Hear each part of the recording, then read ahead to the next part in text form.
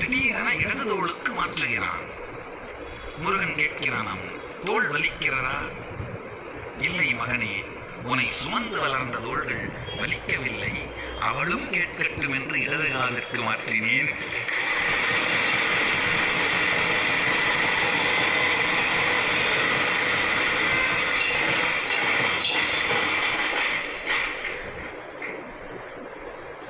நான் மட்டும் கேட்டால் போதுமா?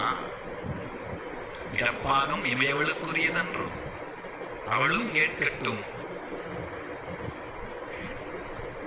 உன் அருட்திறனை, ஆண்மை திறனை, முழுமை திறனை முருகப்பெருமான் சதாசிவனின் முழுமை.